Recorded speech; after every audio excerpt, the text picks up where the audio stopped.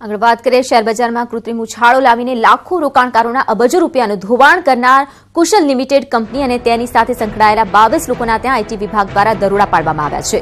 કુશલ limited પર પાડવામાં આવેલા દરોડામાં 700 કરોડના રોકડ વ્યવહારની ચિઠ્ઠીઓ મળી આવી છે। જે સમાચાર વાયુવેગે ફેલાતા શેર દલાલો અને સબ બ્રોકર્સમાં ફફડાટ ફેલાઈ ગયો છે। જોકે ઇન્કમટેક્સ વિભાગના અધિકારીઓ દરોડા ચાલુ હોવાના લીધે કશું બોલવા તૈયાર નથી। કુશલ ટ્રેડિંગ કંપની શેર્સમાં કૃત્રિમ ઉછાળો લાવ્યા બાદ ભાવો ગગડાવીને કરોડો રૂપિયા જે હતા ઘર ભેગા કર્યા હતા, જે નાણાં રોકડમાં રૂપાંતરિત કરીને કન્સ્ટ્રક્શનમાં રોકાણ કરાયું હતું। અમદાવાદમાં 20 જગ્યાઓ પર તો કચ્છ ભુજમાં આશાપુરા પેપર મિલ અને ખેડામાં દરોડા પાડવામાં આવ્યા છે। તદુપરાંત કુશલ ટ્રેડિંગ કંપની સાથે સંકળાયેલા 12 સ્થળોએ પણ સર્ચ અને 10 જગ્યાએ સર્વે હાથ ધરાયો છે। તો અત્યાર સુધીમાં આઈટીને 1 કરોડ રોકડા 3 કરોડની એફડી મળી છે, જ્યારે કે 9 લોકરને સીલ કરી દેવાયા છે। ઉલ્લેખનીય છે કે એક તબક્કે કુશલ ટ્રેડિંગ કંપનીના શેરના ભાવ ₹32 થી વધારીને દોઢ વર્ષમાં ₹650 કરી દીધા હતા, જેથી કુશલ ટ્રેડિંગ કંપનીની માર્કેટ કેપ ₹55 કરોડથી ₹6500 કરોડ સુધી પહોંચી ગઈ હતી। આમ શેર બજારમાં કૃત્રિમ ઉછાળો લાવીને કુશલ ટ્રેડિંગ ગુજરાતની ટોચની 10 કંપનીમાં સ્થાન પામી હતી। વાત કરીએ બનાસકાંઠાની ડીસા પાલિકાની સામાન્ય સભામાં હંગામો મચ્યો છે। કમિટીઓની રચના સામે ભાજપના સભ્યો નારાજ છે, તો સારી કમિટીઓ ન મળતા 3 મહિલાઓએ રોષ ઠાલવ્યો છે। માહિતી આપશે સંવાદદાતા આનંદ જયસ્વાલ। આનંદ, જે પ્રકારે સામાન્ય સભામાં હોબાળો મચ્યો હતો, શું પરિસ્થિતિ રહી હતી, શું માહિતી છે?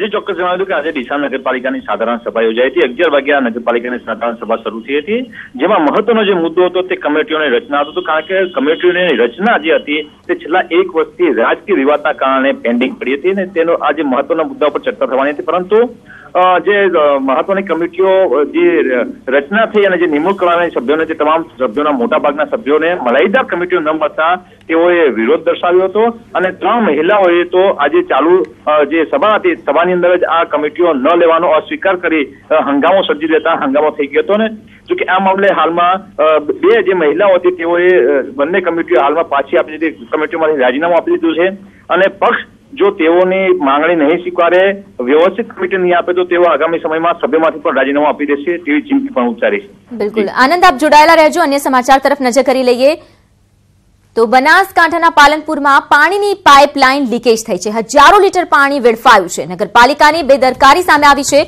લોકોની પીવાના પાણી માટે જે વલખા મારવાની સ્થિતિ છે તે તો જોવા જ મળી રહી છે, પરંતુ સાથે સાથે અહીં પાણીનો વેડફાટ થતા પાણીની સમસ્યા વધુ બની શકે છે। તો બનાસકાંઠામાં વરસાદ ઓછો થતા અસરગ્રસ્ત જાહેર કરાયો છે, ત્યારે પાઇપલાઇન લીકેજ થતા 10 ફૂટ ઊંચા ફુવારા જોવા મળી રહ્યા છે। તો આનંદ જોડાયેલા છે। આનંદ, જે પ્રકારે અહીં પાણીનો વેડફાટ થઈ રહ્યો છે આ દ્રશ્યોમાં જોઈ શકાય છે અને બેદરકારી પણ તંત્રની સામે આવી રહી છે, શું વિગતો?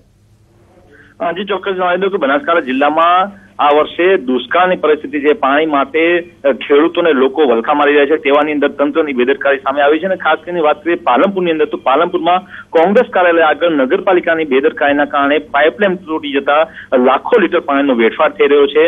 આ વેડફાટ પાણીનો છેલ્લા 2 કલાકથી ચાલુ છે। પાઇપલાઇન તૂટી જતા 10 ફૂટ ઊંચા ફુવારા જેવો દ્રશ્યો સર્જાઈ રહ્યા છે। પાણીનો વેડફાટ છતાં પણ પાલિકાના કોઈ સત્તાધીશોને આ મામલે હજુ સુધી કોઈ કાર્યવાહી કરી નથી। પાણીની પાઇપલાઇન રિપેરિંગનું કોઈ કામકાજ થયું નથી, જેના કારણે એક તરફ પીવાના પાણીની સમસ્યા છે તો બીજી તરફ પાણીનો વેડફાટ થતા લોકોમાં રોષ જોવા મળી રહ્યો છે। જી આનંદ, આભાર માહિતી બદલ।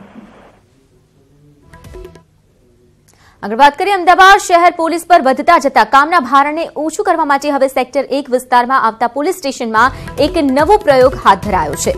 સેક્ટર 1 જેસીપી અમિત વિશ્વકર્મા દ્વારા એક નવતર અભિગમ હાથ ધરાયો છે। પોલીસ કર્મચારીઓ વચ્ચે કામગીરી વહેંચી દેવામાં આવે તેવા 4 વિભાગ બનાવવામાં આવ્યા છે। પ્રાયોગિક ધોરણે આ પ્રોજેક્ટની શરૂઆત સેટેલાઇટ, વસ્ત્રાપુર, ઘાટલોડિયા, નવરંગપુરા જેવા પોલીસ સ્ટેશનમાં તેનું કામગીરી શરૂ કરવામાં આવશે, તેનું કામ શરૂ કરાશે। તો પોલીસ સ્ટેશન અને પોલીસ ચોકીના સ્ટાફ માટે કામની વહેંચણી કરવામાં આવી છે, જેમાં એક જે ઓફિસરની પણ નિમણૂક કરાઈ છે। પ્રાયોગિક ધોરણે શરૂ કરાયેલા પ્રોજેક્ટમાં ઇન્વેસ્ટિગેશન, રૂટીન પોલીસિંગ, ટ્રાફિક અને વહીવટી કામગીરી તથા ડિટેક્શનના કામની જવાબદારી જે તે લોકોને સોંપવામાં આવી છે। પોલીસ વિભાગને ફાયદો થવાનો કામનું ભારણ કોઈ એક વ્યક્તિ પર નથી રહેતું, અલગ અલગ ડિસ્ટ્રીબ્યુટ થઈ જાય છે.